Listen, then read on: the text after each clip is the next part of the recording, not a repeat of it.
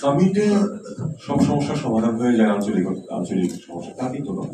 কিন্তু একটা বিরাট সুবিধা আছে এই যে শীর্ষ বৈঠকে যেটা হয়, সব রাষ্ট্র বা সরকার প্রধান একসাথে হয় এবং সাইডলাইনে প্রচুর মিটিং হয়।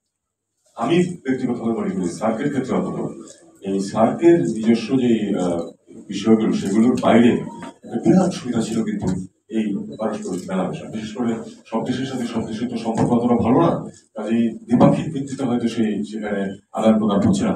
কিন্তু যেটা হতো যে সার্ক সামিটে তারা প্রত্যেকের সাথে দেখা করতে, ঠিক আছে সমস্যা আছে কিছু, তো অন্তত সেটাকে স্তীমিত করার ব্যবস্থা, সমাধান না হোক অন্তত ফ্লেয়ার আপ না করে, সেক্ষেত্রে এই যে মিথস্ক্রিয়াটা হতো সবগুলো দেশের মধ্যে, আপনি চিন্তা করেন 8টা দেশ কিন্তু 56টা মিটিং কিন্তু হয়ে যেত। তো এটা খুব কাজে লাগতো। সেটা থেকে আমরা বঞ্চিত হচ্ছি। আমি মনে করি যে 10 বছরে আমাদের এই অঞ্চলের জন্য বড় ক্ষতি হয়েছে ওটাই, যে আমাদের রাষ্ট্র বা সরকার প্রধানদের মধ্যে দেখা সাক্ষাৎ একেবারেই হচ্ছে না। সবকিছুর পরেও দেখা সাক্ষাৎ হলে আমাদের আগে যারা করেছেন আমার আগে তারাও এটা বলেছেন যে সবকিছুর পরে দেখা সাক্ষাৎ হলে এক ধরনের একটা বন্ধুত্বের বাতাবরণ সৃষ্টি হয়। এই জিনিসটা থেকে আমরা বঞ্চিত হয়েছি।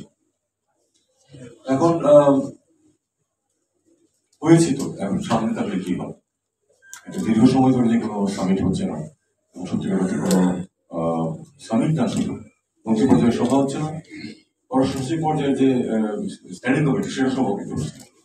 কাজেই শুধুমাত্র টেকনিক্যাল কমিটিগুলো এবং সচিবালয়ের কাজ করছে, যেটুকু তাদের পক্ষে সম্ভব। অর্থাৎ দেখুন, এর মধ্যে দুজন সার্ক সেক্রেটারি জেনারেল কাজ, দুজন বা তিনজন কাজ শুরু করেছেন, শেষ করেছেন, তারা একটি সামিটও কিন্তু করতে পারেন, একটি মিনিস্টার মিটিংও করতে পারে। এটা তাদের জন্য এক ধরনের দুঃখজনক এবং সব দেশের জন্য এটা একটা খারাপ বিষয়।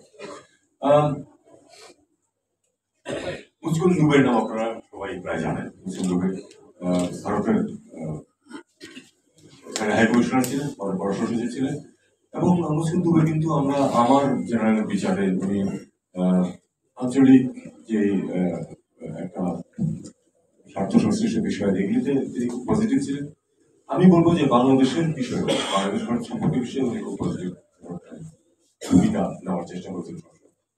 উনি বেশ কয়েক বছর আগে মারা গেছেন, বেশ কয়েক বছর আগে ঢাকায় এসেছিলেন, আপনাদের হয়তো কেউ ছিলেন কিনা জানি না।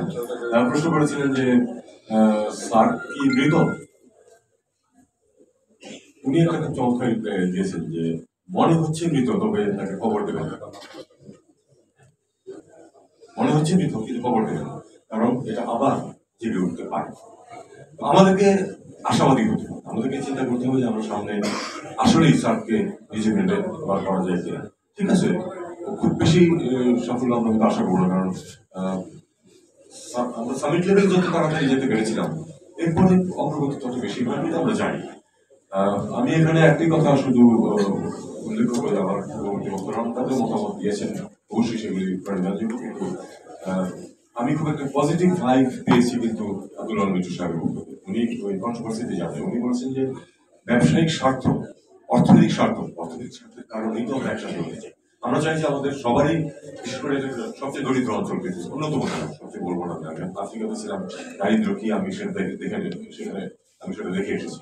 আমি প্রচুর ভ্রমণ করেছি আফ্রিকাতে, প্রচন্ড চরম দারিদ্র আছে সেখানে, কিন্তু কতগুলো জিনিস খেয়াল করবো